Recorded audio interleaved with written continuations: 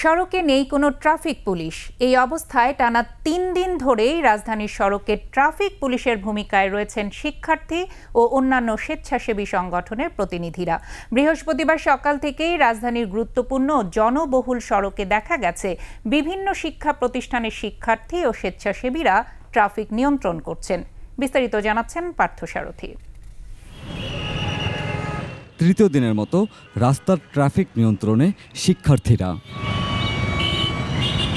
রাস্তায় সিগন্যালের পাশাপাশি তারা ফুটপাতে হাঁটা, নির্দিষ্ট স্থানে গাড়িতে ওঠানামা ও গণপরিবহনগুলো নির্দিষ্ট স্থানে থামার নির্দেশনা দিচ্ছেন।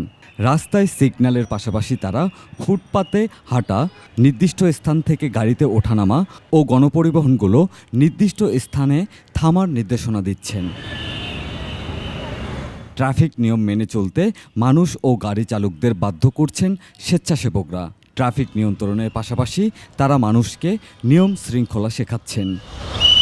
আমরা তাদেরকে ট্রাফিক রুলস মানার জন্য অনুরোধ করতেছি এবং যারা হ্যামলেট ইউজ করতেছে না মোটরসাইকেলের যাত্রীরা, তাদেরকে আমরা হ্যামলেট ইউজ করার জন্য অনেকে আমরা 10 মিনিট বা 5 মিনিট 5 মিনিট দাঁড়া করে রাখতেছি। তাদেরকে সেভাবে আমরা রাস্তা পার করে দিতেছি। তারপরে ধরেন এখানে আশেপাশে যারা আছে যে আমাদের মানে কোনো বাস পাচ্ছে না বা রিক্সা পাচ্ছে না, তাদেরকে আমরা ওই ব্যবস্থা করে দিচ্ছি। পথচারীরা আপৎকালীন পরিস্থিতিতে শিক্ষার্থীদের এমন উদ্যোগকে স্বাগত জানিয়েছেন।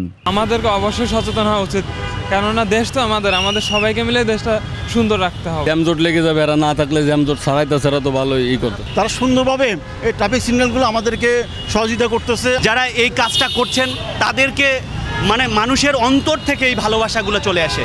তাদের প্রত্যাশা সকলের সম্মিলিত প্রচেষ্টায় একদিন সবাই নিয়ম মেনে চলবে। পার্থসারথী, 21 টেলিভিশন, ঢাকা।